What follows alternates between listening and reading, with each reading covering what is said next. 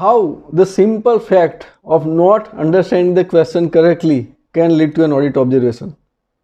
Let's talk on that topic as a part of audit readiness, as a part of how to behave during the audit.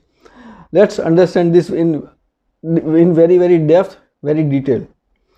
So there are two scenarios in almost all the audits where a person have to give to the answer to the inspector or an auditor. First is during the site rounds, and second during the document review. So what happens during the site round? There will be two auditors or one auditor, there will be two people, two senior people with them, and they are going to the various areas, visiting various instruments, various areas, going to different locations, and they like to interact with the person who are actually working on the site. Now what actually happens? Let's give an example. That a person goes to, for example, manufacturing area, grade C area. Auditor goes inside grade C area and there is an operator who is actually working or actually doing and filling operation. And a question being asked, what recipe or what vial size you are running? So instead of giving a simple answer that I am running the 10 ml vial size as of now, he will state that recipe, sir, we don't have recipe. Then okay, how do you run the machine then? Sir, we run the machine but we don't have recipe. Now the inspector is trying to understand what vial size and what parameters you are running, but operator, they call it process parameter and not the recipe. They don't use word the recipe, they use words the process parameter or filling machine parameters. So he'll get confused that what is this recipe? We have filling process parameters or process parameters. So because the person is not understanding the question, he'll answer that we don't have recipe, but actually they have the recipe for that specific vial size. So if such happens with you or happens with someone during an audit, and if he is not very clear that what do we mean by recipe, then just ask that, can you sir please can you clarify what do you mean by recipe, because we don't use that terminology in our SOP. Then auditor will understand, okay, he is not familiar with the term, so he is not able to answer. So okay, I am asking for the parameters like speed, volume limits, rejection, what are the interventions, what is minimum limit, what is maximum limit, that sort of answers. Then the person will be very clear that what he or she has to answer. So this is one example. Second occurrence is not understanding the English clearly. So what happens many times that many countries have that own accent of the English. For example, US has own accent, UK has own accent, Britain has own accent, India has own accent. If you go to China, there is own accent. South Africa, Brazil, Egypt, you go to Arabian countries, they have own accent of the English.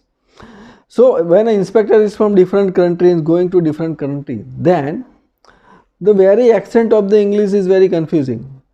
So person will not understand the question correctly, not because he don't know English, but he is not getting the accent. And since the person is at operator level and supervisor level at junior, then he will be under fear that I have to give the answer. Even if I don't understand the question, I have to give some answer. So without understanding question, he'll give some answer. Now what will happen? What is the consequence of that? Auditor, and yes, of course, auditor asks that did you get my question, but this person doesn't have the courage to admit that he didn't understand the question. So he'll say, okay, I understand the question, I'll give some answer. So what inspector will think? I asked the question, I also asked that did you get the question or not. That fellow said that he get the question, still he didn't give me the correct answer or given the misleading answer. So now both the person are honest. Auditor is also honest, the supervisor or operator who is giving the answer is also honest, but just because of this communication gap, a scenario is created where auditor thinks or inspector thinks that he is not getting the correct answer or person are not giving the correct answer. They are hiding something.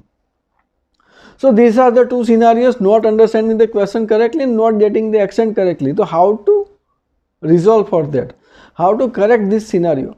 So for first, If you don't understand the language, if you don't understand the certain words, like somebody will get recipe, somebody will take process parameters, somebody will get the operating range. So there are different terminologies used by the different companies.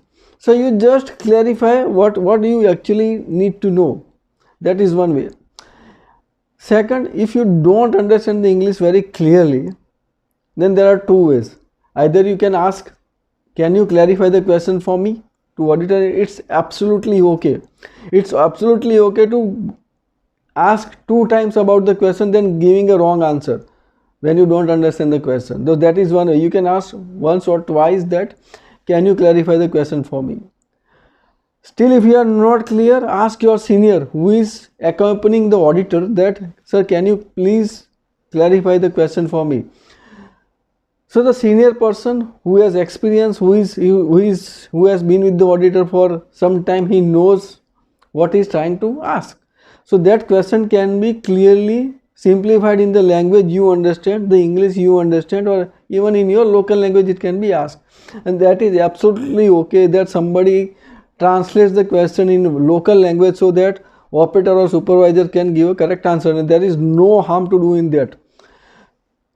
So these are the two scenarios which I explained, which can prevent certain observation, prevent serious consequences just because of misunderstanding, that a person is not understanding the question and answering in a different way or giving a different or misleading answer.